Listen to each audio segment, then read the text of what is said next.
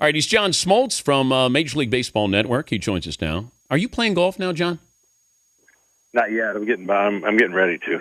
Who are you playing with? About 5 other guys here on a beautiful day in Atlanta. Anybody famous? No, they think they are, but they're not. The most famous person aside from Tiger you played golf with is who?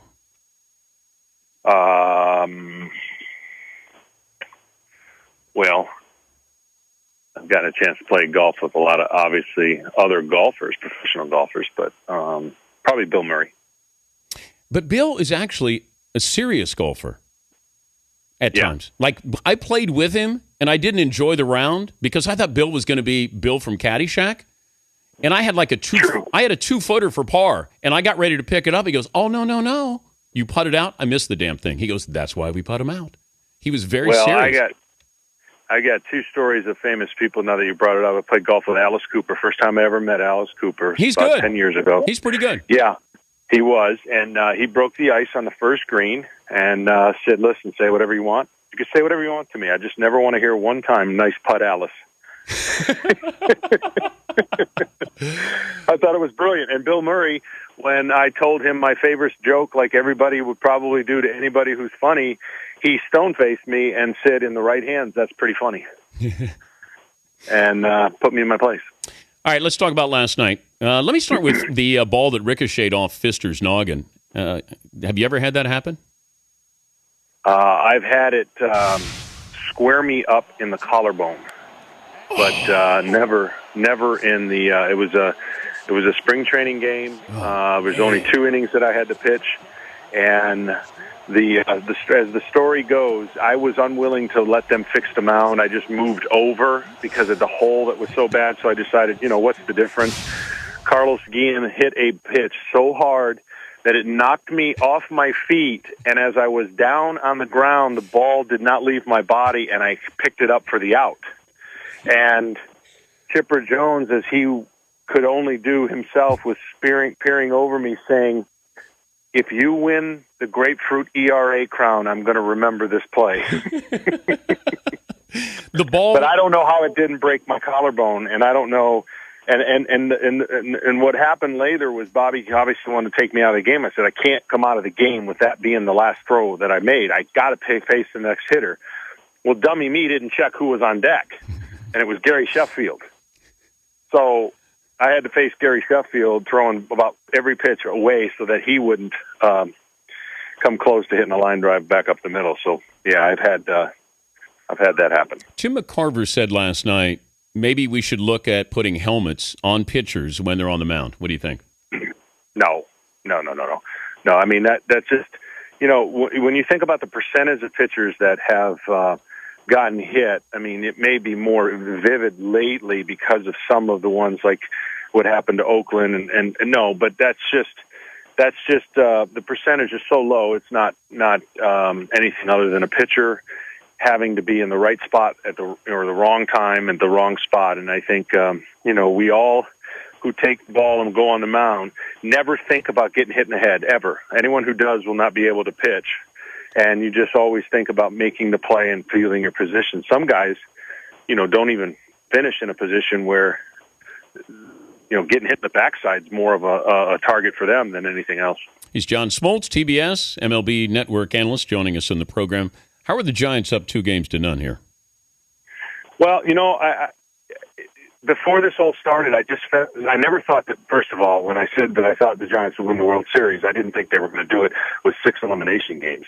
I thought as a team, they had the ability, for whatever reason, to overcome things that other teams, much like St. Louis was able to do. You lose your closer, you lose your starting staff ace, for, say, not lose him, but he's not that guy that everyone's used to seeing. And they just collectively have been able to pick up the pieces. They lose Melky Cabrera. They don't miss a beat. And I think, winning that first game was like winning 2 games in people's minds because how good Verlander is and how good the Tiger starters have been. So they're a relentless group. Bruce Bochy deserves all the credit for pushing all the right buttons and making moves that typically you just can't have the high percentage of success like he's had. All right, let's look at some of the controversial plays. Prince Fielder trying to score from first with nobody out. I didn't like it because it was the second inning. It's not like they're shutting you down. They shut you down the rest of the game, but I think second inning, I can't have Prince trying to score from first base. Your thoughts on that play? Yeah, what happens in series from game to game when storylines change, like, oh my gosh, they beat Verlander, and now the San Francisco's going to win. I think the natural thing for players sometimes to get aggressive, to make things happen, and when you think back in a regular season game, it doesn't go that fast, and you go, man, that probably, it gets exasperated that much more. And so I think there's a sense that when a team needs to get something going and a player needs to get something going, that might be one of those scenarios where you get a little too aggressive. And I felt like, for the Tigers, who are still in the series, by the way, because it's not like any team hasn't gone and not won all three middle games at home. But I think they just have to, because they had a break and because their mojo or momentum has been just kind of stifled a little bit, they just need to get back in that flow of playing the way they're capable of playing, and they'll get it going. But you got to give a lot of credit to San Francisco and how they got to the position they did, and they took advantage of that home field temporarily so far. If you're going to be aggressive in the second inning, then I think you have to be aggressive in the seventh inning. I got to bring the infield in. If I'm that nervous about scoring runs, I can't let you have another one. If you're going to play double play depth, I didn't like that move, but Jim Leyland said it was a no-brainer. Yeah, I think what happens in that situation, you're playing for not allowing the big inning, and the hindsight of having the infield in is you open up the big inning. You're right. I get that.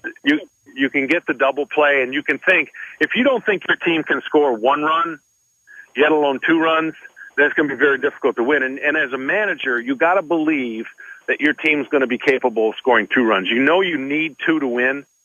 So in that situation, if you give up one versus two or three, what the postseason does do when you're facing a team that has good pitching, every run late is that much more. I get it. So I understand your argument in the beginning, because you feel like that extra run could be that much more. And the fact is, that's why San Francisco's bullpen. I felt if there was close games, San Francisco had the edge. Yep. Because of their bullpen, and they have so far. Hey, I wanted to compliment you and Ripken. I thought it just sounded like two former major leaguers sitting around having a beer, talking baseball. When you guys did the games together, it was comfortable, it was insightful, and it just seemed natural. So I wanted to reach out to you just to say I thought it was really well done. Well, I appreciate it. I've always wanted to have that kind of conversation piece, and he certainly has a lot of insight from the other side of the game of the cat and mouse batter hitter, and it was fun. Go out and make us proud on the golf course, John. Thank you. All right, I'm going to I'll try to see if I can find somebody famous in the next 2 weeks to play with, so that you can feel good about my group. Thank you, John. You got it. He's John Smoltz, TBS Major League Baseball Network.